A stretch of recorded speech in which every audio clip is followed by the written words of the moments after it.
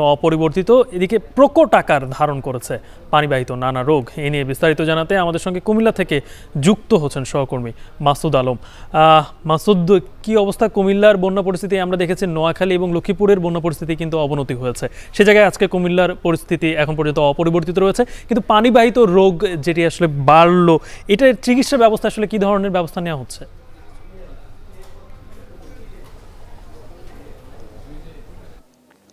গালিব, কুমিল্লার 14টি উপজেলা এখন পর্যন্ত কিন্তু প্লাবিত হয়েছে বন্যার পানি এবং ঢলের পানিতে।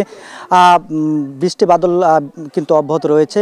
আমরা রয়েছি কুমিল্লার মনোহরগঞ্জ উপজেলার বড় চাঁদপুর এলাকায়। এটি একেবারেই বিচ্ছিন্ন এবং প্রান্তিক জনপদ বলাই যায়। এটা হচ্ছে নোয়াখালী সীমান্তবর্তী ইউনিয়ন। এই ইউনিয়নের বেশ কিছু গ্রাম একেবারে পানিতে তলিয়ে আছে। এখন আমরা যদি বলি মনোহরগঞ্জ উপজেলার যে বন্যা পরিস্থিতি সেটা অবনতির দিকে, একই সঙ্গে অবনতির দিকে রয়েছে নাঙ্গলকোট উপজেলা এবং বুড়িচং উপজেলা, ব্রাহ্মণপাড়া উপজেলা এবং দেবিদ্বার উপজেলা।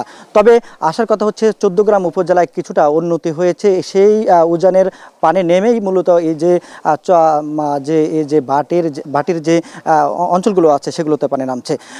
আমরা যে উপজেলা রয়েছি মনোহরগঞ্জ উপজেলা আসলে সবার কাছে পরিচিত একটা জলা অঞ্চল নামে। এই অঞ্চলের মানুষ একেবারে পানিবন্দী অবস্থায় রয়েছেন। তারা বলছেন যে তারা ত্রাণ সংকটে রয়েছেন। এখানে ঢাকা থেকে একটি পরিবার এসেছেন তাদেরকে ত্রাণ সহায়তা করার জন্য একেবারে প্রান্তিক লেভেলে। এটা হচ্ছে ডাক টিকিট সাহিত্য পরিবার। আমরা এখানকার বাসিন্দাদের সাথে কথা বলেছি, তারা আমাদেরকে জানিয়েছেন তারা পানিবন্দী অবস্থা থেকে তারা কিন্তু বিভিন্ন রোগবালাইতে আক্রান্ত হচ্ছেন, বিশেষ করে সর্দি জ্বর কাশি থেকে শুরু করে ডায়রিয়া আমশা এই ধরনের রোগে আক্রান্ত হচ্ছেন এবং শ্বাসকষ্ট রোগে আক্রান্ত হচ্ছেন। তবে স্বাস্থ্য বিভাগের সাথে আমরা কথা বলেছি, তারা আমাদেরকে জানিয়েছেন যে একেবারে প্রান্তিক লেভেল এবং যে এলাকাগুলো বিচ্ছিন্ন সড়ক যোগাযোগ ব্যবস্থা একেবারে নেই সেই অঞ্চলগুলোতে তারা কিন্তু চিকিৎসা সেবা পৌঁছাতে পারছে না। তবে তারা চেষ্টা করছেন চিকিৎসা সেবা পৌঁছে দিতে।